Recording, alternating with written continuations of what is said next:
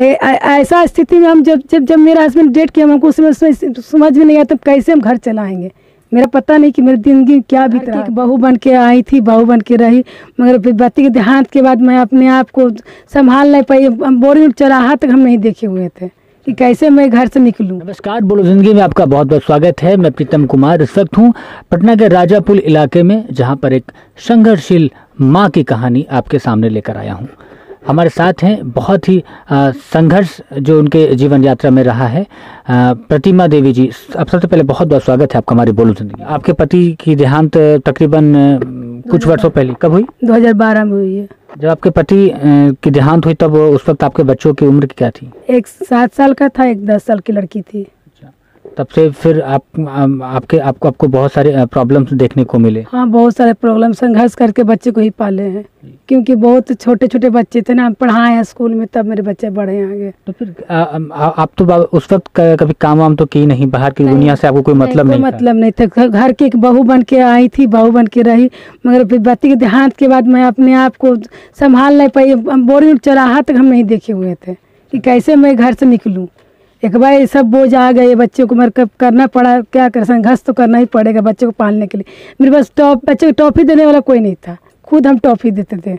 क्या करें, सब जिंदगी का यही सवाल है। फिर क्या आपके मन में क्या आया, क्या करेंगे आप? पटना के शहर के इलाके के बारे में जानकारी नहीं है, बाहर की दुनिया से आपको कोई मतलब नहीं था, जानते नहीं थे, फिर क्या? मेरी बेटी के दोस्त की मम्मी लोग रहती थी ना, तो उससे अटैचमेंट में आए, तो वो लोग पढ़ाती थे स्कूल, उसके साथ वो बोलचाल करने लगे। तो वही बोलिए, मैडम आके पढ़ाइए लिखाइए तो सीखिएगा तब ना। हम सिलाई कढ़ाई सब चीज़ करते, मगर कोई पता नहीं था कि कैसे हम कर सकें। मगर वही मेरी बेटी के दोस्त लोग थी ना, उसी के साथ मैडम के थे, उनकी माँ के साथ वो उसी बताई कि पढ़ाई स्कूल में से पैसा मिलेगा, तब उसी से मेरा जिंदगी चलने लगा धीरे धीरे। तो फिर आपने कोचिंग क्लास देना शुरू कर दिया? कोचिंग घर होम ट्यूशन नहीं देते थे, कोचिंग स्कूल में जाके कोचिंग जाते, 2 घंटा पढ़ाते थे।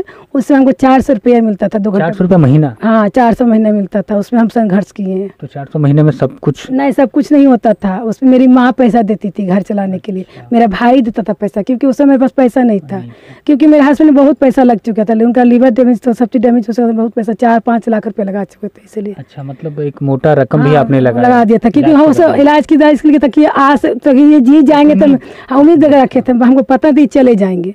बहुत बड़ा दुख हुआ मेरे साथ। वो ऐसा स्थिति में हम जब मेरा हस्बैंड डेट किया, हमको उसमें समझ में नहीं आया तब कैसे हम घर चलाएंगे। मेरा पता नहीं कि मेरी जिंदगी क्या बीत रहा था।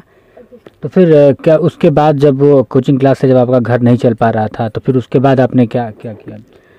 वही कोचिंग पढ़ाए, ट्यूशन पढ़ाए, वही करते करते एक कपड़े के शॉप में जॉब करने लगे।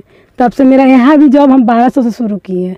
1200 महीना? हाँ, 1200 महीना, क्योंकि पहले मेरा टाइम था 3 से लेकर रात के 8 बजे तक। अब मेरा फुल टाइम हो गया है 1 बजे से लेकर रात के 9 बजे तक मेरा। अब आपके बच्चे क्या करते हैं? अब मेरे बच्चे सब बड़े हो गए हैं। एक हो गए हैं 18 साल की बेटी हो गई है, 15 साल का बेटा है, और दोनों पढ़ाई हो रहा है। अब बच्चे होम ट्यूशन पढ़ाते, खुद कोचिंग के पैसा कलेक्टर के मतलब बच्चों को अपने इस काबिल बना दिया कि वो खुद की जो खर्च है, हाँ, कर लेते हैं, वो निकाल लेते हैं। हाँ, एक रिचार्ज हुआ मोबाइल का, और क्या बोलता है, जो कोचिंग में पैसा देते हर महीने वो खुद ले देता है, क्योंकि मेरे पास उतना पैसे नहीं ना, घर चलाने के लिए पैसे होता है। वो भी मेरे बच्चे होम ट्यूशन होता है, पैसा देते हैं, क्योंकि मेरे पास पैसा है ही नहीं। चलिए, माँ का कर्तव्य यही नहीं है कि बच्चों को हम पैसा देकर परिपूर्ण करें, उनको इतना शिक्षित कर दें ताकि वो अपनी आगे की जिंदगी खुद जी सके, हमारे पे डिपेंड ना रह सके, इतना राह दिखाएं। क्योंकि हम भी पढ़ाए स्कूल, आप भी वो भी पढ़ते हैं, इसीलिए हो सके। संघर्ष बहुत किए, बच्चों को पालने बहुत संघर्ष किए हैं, क्योंकि मेरे बच्चे बहुत छोटे थे।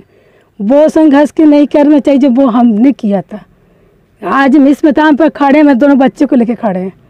अच्छा, एक चीज़ हम ये भी कहते हैं कि जब आपके साथ मुसीबत होती है तो आप एक निर्णय लेते हैं कि हम बाहर जाकर कमाना है, तो अगल बगल पारिवारिक कुछ ताना बाना तो सुनने को मिलता है। हाँ, वो तो मिलता ही है।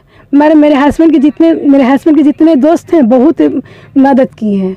ऑफिस के मेरे हस्बैंड के ऑफिस में लोग सब खड़े रहे, क्योंकि मेरा सहायता वो लोग बने हैं कि जब जरूरत पड़े चलिए साथ चलिए तैयार है। संघर्ष बहुत किए, कि वो भी सहायता किए, मेरे हस्बैंड के दोस्त बहुत सब सहायता कि तब हम आगे बढ़ सके, क्योंकि हमको कहीं देखा सुना नहीं था, क्योंकि मैं बिहार से रहने वाली हूँ, यहाँ के रहने वाली नहीं हूँ।